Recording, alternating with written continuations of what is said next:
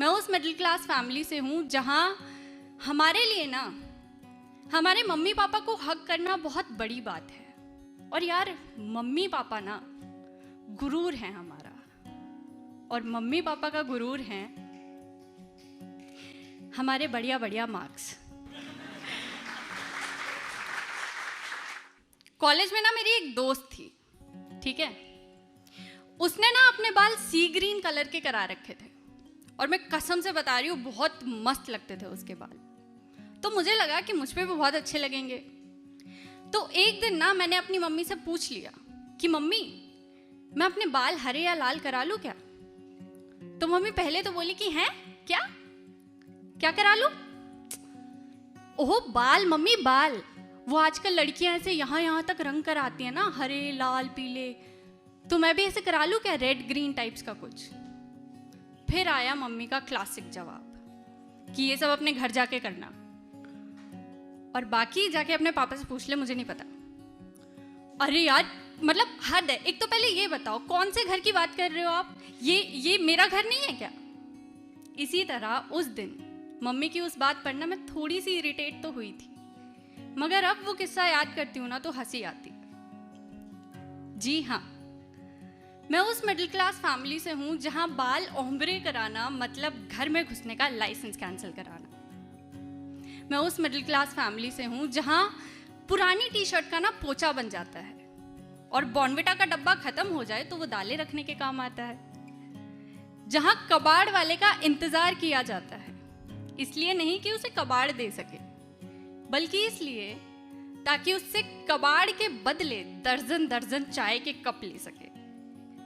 हमारे यहाँ ना टी और स्नैक्स नहीं होते, हमारे यहाँ होते हैं चाय और बिस्कुट, और हमारे यहाँ होते हैं मम्मी और पापा।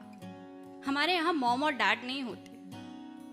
मैं उस मिडिल क्लास फैमिली से हूँ जहाँ हमारे लिए ना हमारे मम्मी पापा को हक करना बहुत बड़ी बात है। और यार मम्मी पापा ना गुरूर है हमारा, और मम्मी पापा का गुरूर है हमारे बढ़िया बढ़िया मार्क्स। तो 10th में ना जब मेरे 10 CGPA आए थे तो घर वालों ने ना पूरे पड़ोस में रसगुल्ले और गुलाब जामुन बांटे थे।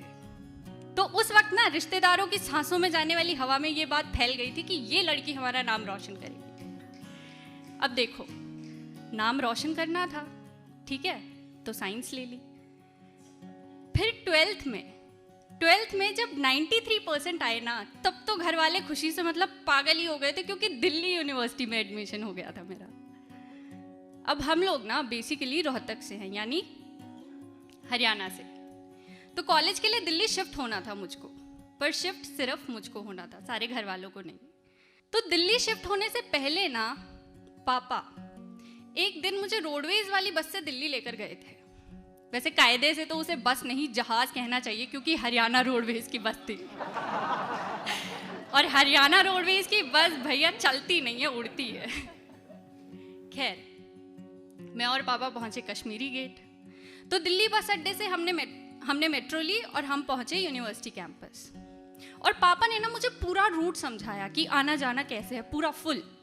और पापा ने मुझसे कहा भी कि निधि अच्छे से देख ले, समझ ले कि कैसे आना जाना करना है, क्योंकि आगे चलकर जब तू दिल्ली से घर आएगी, घर से वापस दिल्ली जाएगी, तो घर वाले तेरे आगे पीछे ड्राइवर थोड़ी ना बने रहेंगे कि तुझे बार बार कोई लेने जाए, कोई छोड़ने जाए।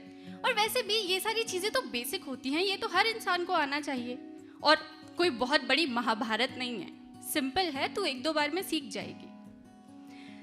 अगर सादे शब्दों में कहूँ तो मेरे पापा ने ना लाइफ के हर मोड़ पर मुझे एक चीज सिखाई है कि बेटा सेल्फ डिपेंडेंट बनना है, पापा की परी नहीं बनना।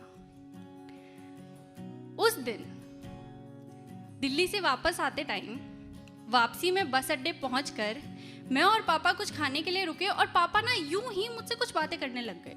Now look, this is not normal, okay, क्योंकि हमारे यहाँ पापा लोग हमसे यूं ही बातें नहीं किया करते। तो पापा मुझसे बोले कि निधु दिल्ली देख, बड़ा शहर है, तू अकेले रहेगी तो ध्यान से रहना। तो मैंने कहा कि हाँ पापा, मैं ध्यान रखूंगी। फिर पापा बोले कि अच्छा वैसे ये अमिताभ बच्चन तेरे ही कॉलेज से पढ़े हुए हैं ना? तो मैंने कहा कि हाँ पापा मेरे ही कॉलेज से पढ़े हुए हैं, और बल्कि और भी बहुत सारे सेलिब्रिटीज हैं जो मेरे कॉलेज से पढ़े हुए हैं। फिर पापा थोड़ा सा मुस्कुराए। फिर पापा बोले कि हाँ हाँ कॉलेज तो अच्छा है तुम्हारा, देखा था मैंने आज, और दिल्ली यूनिवर्सिटी है भाई, अच्छा तो हो गई। दिल्ली यूनिवर्सिटी में एडमिशन लेना कोई हंसी खेल थोड़ी ना है, पसीने निकल जाते हैं बच्चों के। फिर पापा एकदम से बोले कि वैसे एक बात तो है, आज मैंने देखा कि तुम कॉलेज जाने वाले बच्चों के ना पहनने ओढ़ने के तरीके भी बदल ही जाते हैं। तुम्हारे कॉलेज के बैग्स देख लो कैसे अलग अलग स्टाइल के आ रहे हैं। हमारे टाइम पे तो सिंपल कपड़े का झोला उठाकर चल दिया करते थे हम। फिर मैं हंसने लगी और मैंने पापा को एक्सप्लेन करते हुए कहा कि हाँ पापा वो किताबें कम लेकर जानी होती है ना, तो ऐसे छोटे छोटे बैग्स होते हैं सबके। फिर पापा ने एक ड्रामेटिक सा पॉज दिया और बोले कि जो भी है तू अपना ध्यान रखियो, तेरा जो मन करे ना तू वो पहनियो, तेरा जो मन करे तू वो खाइयो। अगर पैसे की जरूरत पड़े तो मुझे तुरंत बताना, और जरूरत का सामान खरीदने में ना कभी कंजूसी मत करना। दिल्ली पहुंचकर जो भी तुम्हें सामान चाहिए वो सब अपनी समझ से खरीद लेना। तुम्हारी बुक्स हैं, बैग्स हैं, कपड़े हैं, जो भी कुछ है खरीद लेना। बल्कि मुझे तो लगता है कि कॉलेज जाने वाले बच्चे के पास ना एक घड़ी भी होनी चाहिए। फिर मैंने कहा कि हाँ पापा मैं ना दिल्ली पहुंचकर सब कुछ एकदम याद से खरीद लूंगी। फिर पापा अपने आप मुस्कुराने लगे। फिर थोड़ी देर बाद घर जाने से पहले पापा मुझे एक घड़ी की दुकान पर लेकर गए और वहां जाकर दुकान वाले से बोले कि भाई एक फर्स्ट क्लास घड़ी दिखा दे लड़की के लिए। और मैं इतनी खुश कि बस पूछो मत। दुकान वाले ने 6-7 घड़ियां दिखाई, मुझे 3-4 पसंद आई। अब देखो ये कहने सुनने में थोड़ा सा ओल्ड फैशन लगेगा, लेकिन मिडिल क्लास फैमिलीज में ना ऐसे मौक़ों पर हम उस चीज़ को फाइनल करते हैं जो हमें ही नहीं बल्कि हमारे माँ बाप को भी पसंद हो। क्या है ना, ज़्यादा कुछ नहीं पर दिल को बहुत तसल्ली मिलती है ये छोटी छोटी चीज़ें करके। तो उस वक्त मैंने उस घड़ी पर हाथ रखा जो मेरे पापा को सबसे ज़्यादा पसंद थी, और मैंने कहा कि मुझे भी यही वाली पसंद है। 2017 में घड़ी खरीदी थी, 2017। आज तक यही घड़ी पहनती हूँ। और सच बताऊं ना तो कोई नई घड़ी खरीदने का मन भी नहीं करता, क्योंकि मुझे नहीं लगता कि मेरे हाथ पर इससे बेहतर और कुछ लगेगा। ये कहने को बहुत छोटी सी बात है, लेकिन हमारे यहाँ इन छोटी छोटी बातों को ना दिल से लगाया जाता है, क्योंकि हमें ये मालूम है कि इन छोटी छोटी बातों की ना कीमत होती है, और ये कीमत ना रुपयों पैसों से कई ज़्यादा है। मैं उस मिडिल क्लास फैमिली से हूँ जहाँ हम कभी खुलकर ये नहीं कह पाते कि हम अपने माँ बाप से कितना प्यार करते हैं, जहाँ हमारे माँ बाप कभी खुलकर ये नहीं कह पाते कि वो हमसे कितना प्यार करते हैं या उन्हें हम पे कितना नाज है, कितना गर्व है। जब हमारे माँ बाप को हमसे ये कहना होता है ना कि वो हमसे कितना प्यार करते हैं, तो कभी कभी वो बाजार से आते आते हमारे लिए समोसे या ब्रेड पकौड़े ले आते हैं, खुद भले ना खाते हो।